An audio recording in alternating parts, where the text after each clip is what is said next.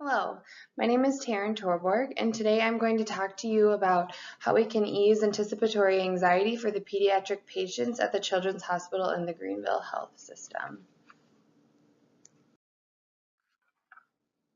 Imagine, how many of you have ever been a patient in a hospital before? Probably a few of you. Were any of you hospitalized when you were a child? What do you remember about that experience? Now I want you to imagine that you are a 4-year-old.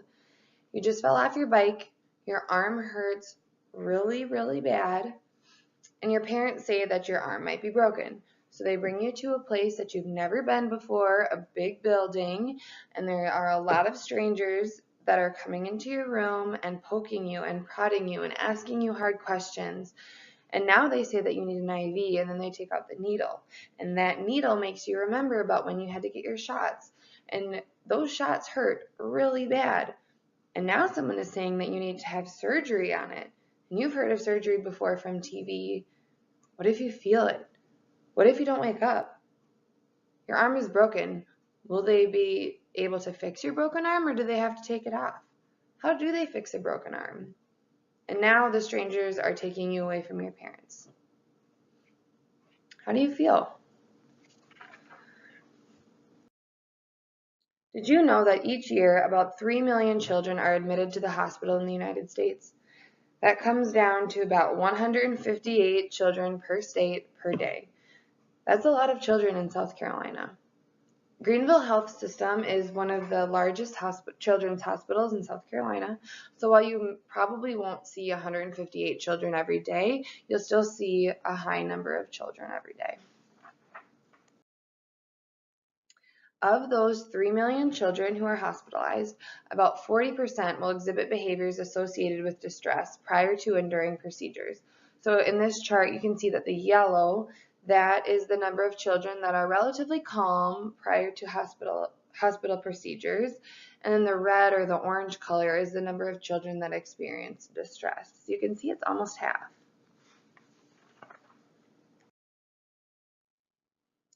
So what can we do about that? Offering the option for parents to be present with their child during painful procedures can benefit the child and the family by reducing distress levels in the child.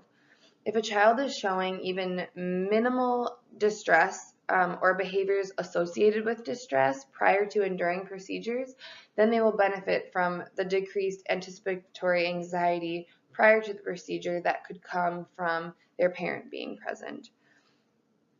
So in my internship experience at a different hospital, I've learned that parents also benefit from being present with their child during procedures. Parents experience less anticipatory anxiety when they can accompany their child. Children are very good at picking up on stress and tension among adults, but they can also pick up and understand when a parent is feeling calm, when a parent is feeling comfortable. And the parent is confident. I had a patient who was at the hospital to get surgery, and so I went in the room about 45 minutes ahead of time to prepare him for what to expect and to build that relationship with him. And so I went in about 45 minutes ahead of his scheduled OR time, and I noticed that the longer I was in the room, the more nervous and anxious his mom was getting. And so she started becoming so anxious that she started crying almost and had to excuse herself from the room. So I spoke with mom and I asked her what she was so anxious about, what she was nervous about, if there's anything that I could do to kind of help ease that anxiety and that worry. And she told me that in her child's 3 years of life, that she had never left him with a babysitter who was not a family member, and she had barely ever left him long enough to go to the grocery store. And today he was having surgery, and she had to leave him with people that she didn't know, with strangers that were strangers to him, for at least a couple of hours, and that was making her anxious. And then anesthesia came in, and they told her that they were going to sedate him in the room so that she was going to be able to be present for the induction, and then the mom's whole demeanor changed. She was calm. She felt comforted knowing that she would be with her child until he fell asleep. Um, and it was also interesting to see that from the time I went in there until the time that, we went back, until the time that the child was sleeping, it was interesting to watch his behavior, because he was getting more and more tearful, more and more worked up, along with the mom, until the mom was calm after she heard that she could be present.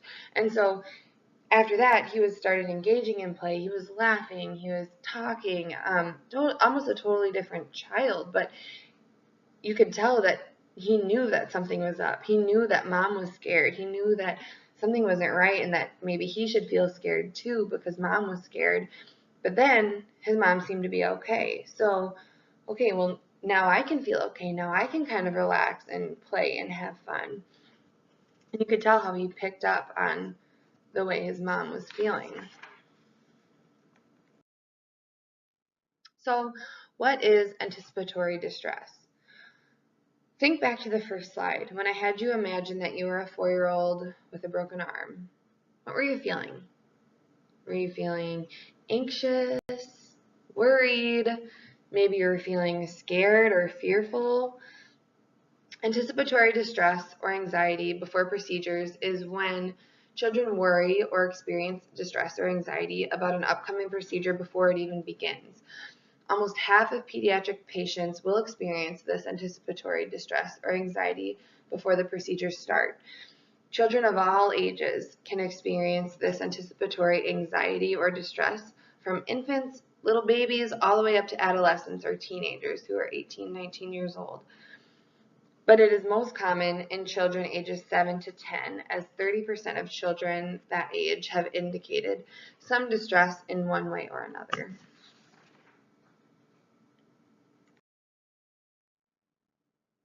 Of that 40% of children displaying behaviors associated to distress prior to a procedure, 17% of those children experience significant anticipatory distress. So significant distress can be described as behaviors such as trying to escape, crying, screaming, kicking, not being able to control their body, that sort of thing. So why are children experiencing this anticipatory distress?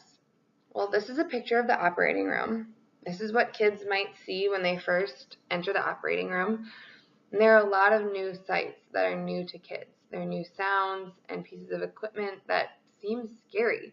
Also, there's a lot going on in this picture, and they might wonder, are the doctors going to use all of this equipment on me? So when I show pictures similar to this one to the patients that I help prepare for surgery, I've noticed that children particularly are worried about those big lights on the ceiling. This picture looks scary. They don't know what these things are.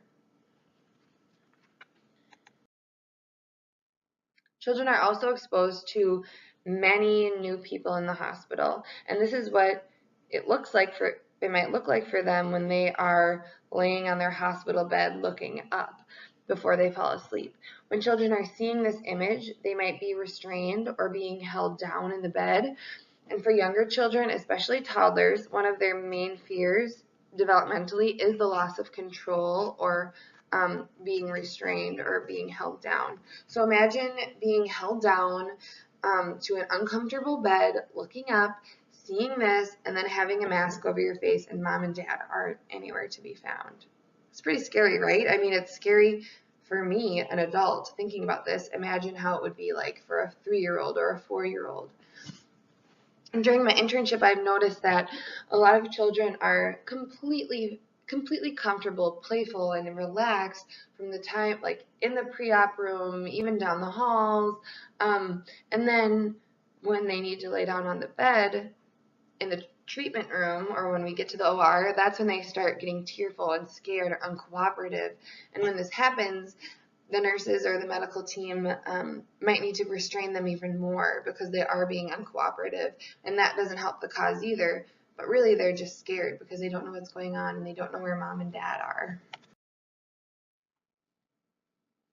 So why are all these children experiencing anticipatory distress? First of all, the procedure that they're getting might be scary for the child. So in addition to the new sights, sounds, equipment, and people that we talked about, so many children are experiencing not only anticipatory distress, but also significant anticipatory distress, because children may find many medical procedures, even those considered to be minor or non-invasive, to be distressing or scary. And this is because younger children, toddlers especially, have not yet developed a sense of body image or boundaries, so intrusive procedures might be highly stressful regardless of whether pain is actual or perceived. And so this shows that even procedures that we as adults believe should be an easy procedure, such as like an IV start, it doesn't seem easy for children, and it can produce extra anxiety or distress. Young children ages 1 to 5 also have magical thinking, or they may have frightening fantasies about what is going to happen during the procedure. They might have a lot of misconception about what is actually going to happen. So for example, I had a patient during my internship who was so scared before his procedure. So I went in, a half an hour, 45 minutes ahead of the scheduled time to do a prep and kind of try to figure out how he was feeling about it. And during the prep, I assessed that he was feeling very scared and very anxious. And I found out that he had a lot of misconceptions. He thought that, especially about his IV. So he thought that when he got his IV that the needle would stay inside of his arm. And this is a very common misconception. In fact, I don't even think I realized that the needle came out when an IV got placed until I started, working in the hospital, learning about child life. And I didn't know that when they did the IV that the needle came out and was thrown away, and all that was left was the little tube or the straw.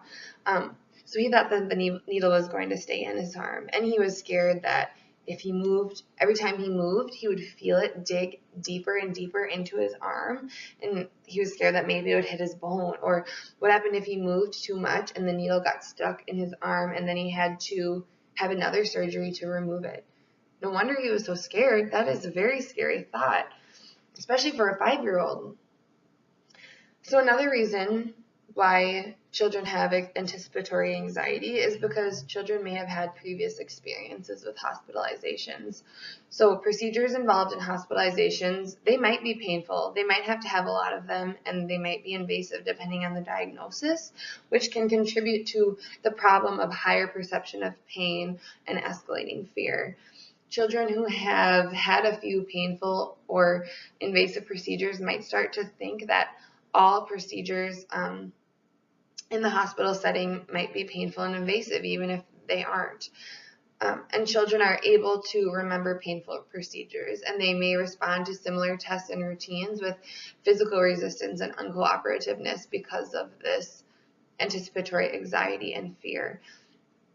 I mentioned before that anticipatory anxiety is most common in children ages 7 to 10, and children ages 9 months through 4 years tend to be the most vulnerable to the negative experiences of hospitalization. So this explains why the anticipatory distress is the most common in children ages 7 to 10, because those children have most likely had previous experiences in a hospital, whether it be with them for themselves or for a loved one. And so they do they have had negative hospitalizations prior to the procedure that they're getting today, and they're scared by that, and it scares them because they remember the distress and the fear and the pain from last time, and then their anticipatory distress increases this time that they're in the hospital. And finally, the children are separated from their parents.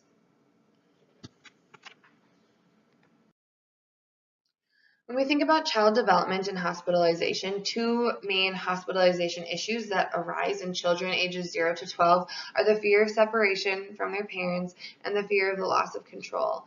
Some common responses to these issues include uncooperativeness, regression, withdrawal, and displaced anger and hostility, which are just to name a few responses.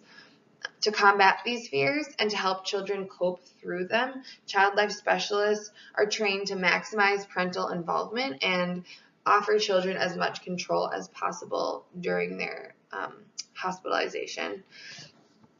Allowing parents to be present during procedures and during induction of anesthesia takes away that fear of separation for the children, but it also gives the patient a little bit more control back to them. So even if they're not choosing something, um, they they feel like they have more control over the whole situation. And if they can't control the fact that they need this surgery or a procedure, at least they can have their parents there with them, which provides them a sense of control and security.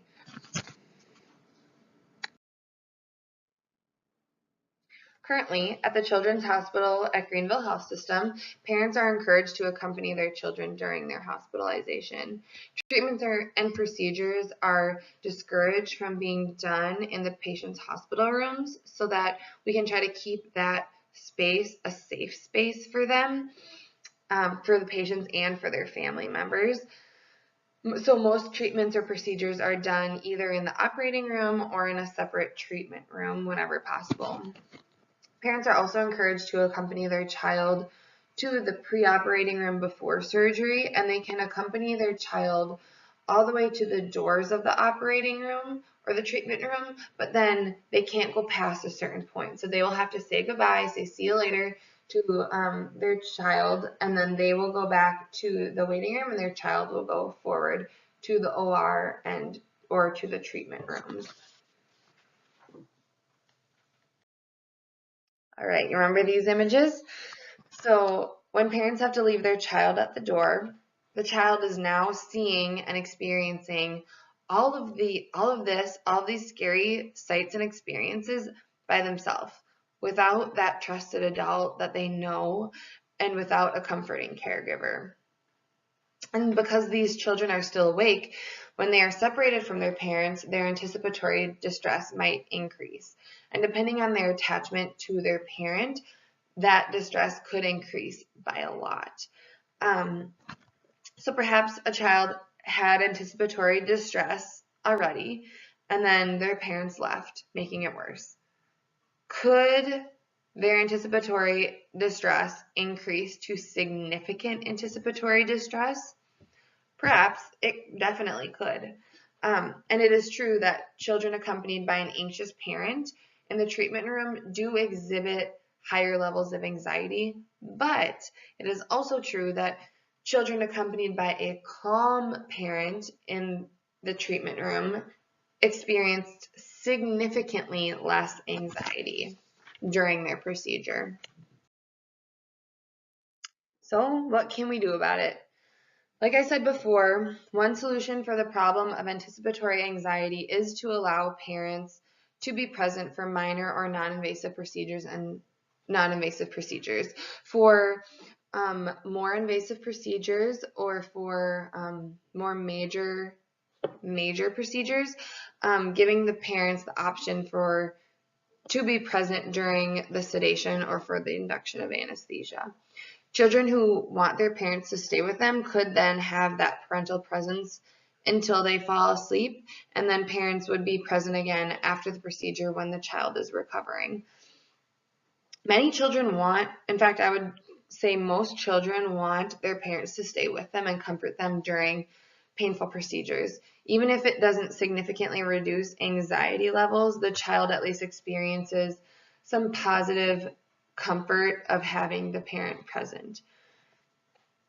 In my internship experience, preparing children to go back to the operating room, oftentimes I'm learning that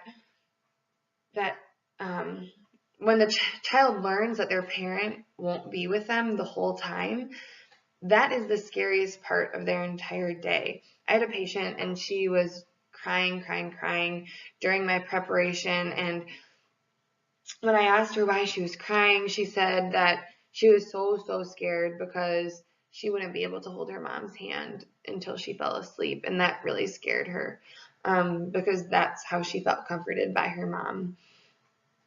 So she wasn't scared about feeling the surgery or feeling it when she was sleeping. She wasn't scared of needles. She wasn't scared of the strangers. She wasn't scared of anything in the OR in the pictures that I showed her. She was just scared of being separated from her mom. So how would we implement this at the Children's Hospital at Greenville Health System? Well, we already have numerous child life specialists on staff, and we have seen how beneficial they can be in working with patients and their family members throughout the hospital experience. Child life specialists are already well practiced in assessing anxiety levels, as well as coaching parents on things like where to stand and what to do during procedures or what to do during the induction of anesthesia.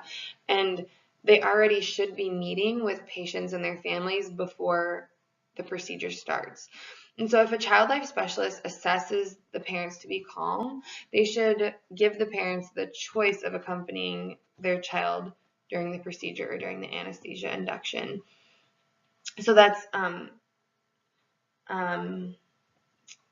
so giving them that choice.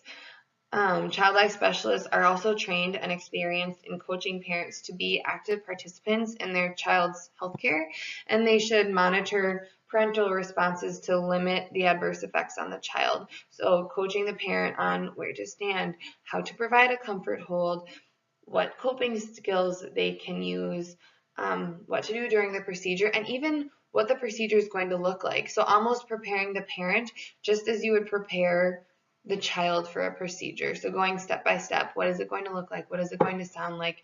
How can you act during it? How can you help your child through this? And really the only extra thing that would need to be added would be having the parents, if they're going back to the OR, having them put on scrubs, or bringing the child to the treatment room to do this, to do the sedation, so that the parents don't have to be scrubbed up. But in reality, children or parents know their children best. So they know if their child might benefit from more distraction, or if their child might benefit from less distraction and more soothing voice and calm touch during a procedure. And then they can advocate for that, or they can even participate in their child's care and provide whatever their child might benefit from the most. They also know themselves the best. So it is possible that when given the choice, the parent might say that they don't want to be present for the procedure or for the induction of anesthesia because they are not comfortable with that.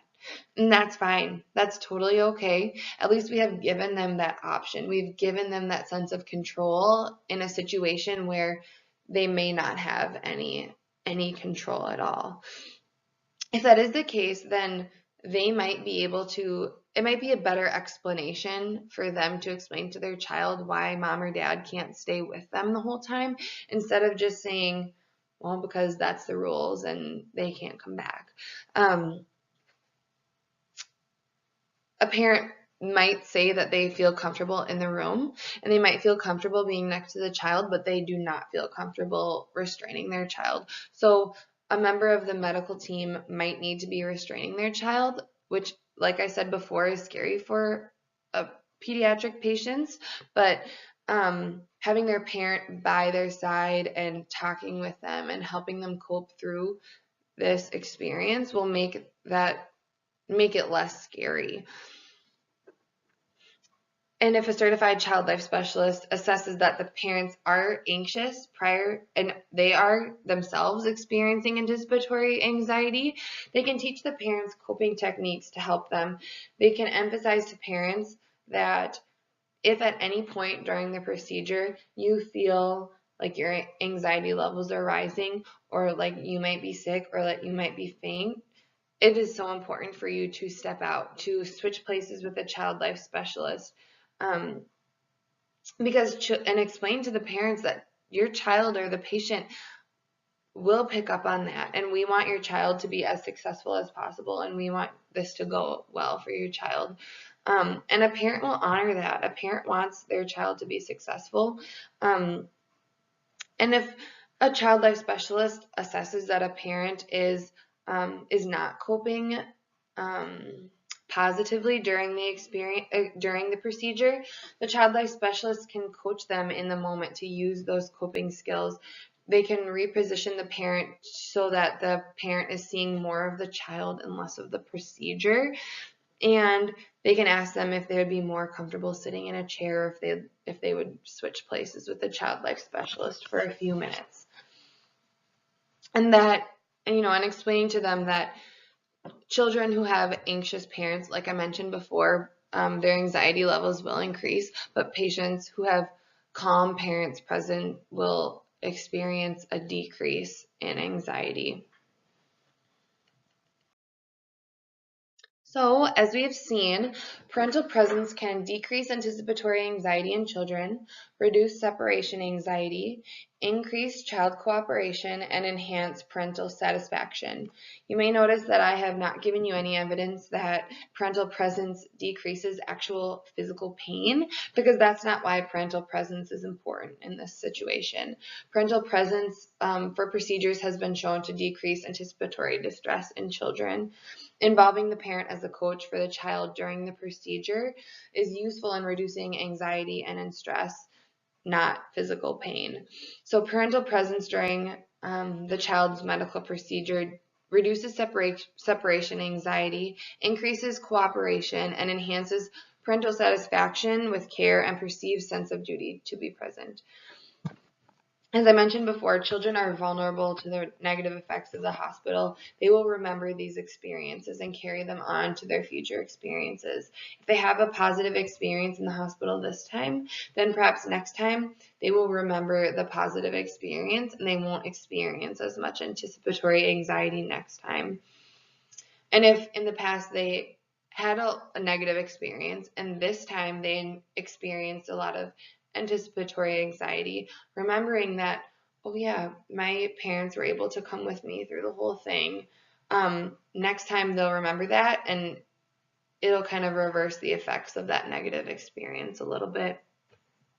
So the Children's Hospital at Greenville Health System should utilize child life specialists in assessing parents and offering parents with a calm demeanor the choice to be present with their child during the procedures or during the anesthesia induction. This will not only give back to the patient and the family some control, but it will also significantly reduce anticipatory anxiety that the parents and the patients face during hospitalization. Thank you.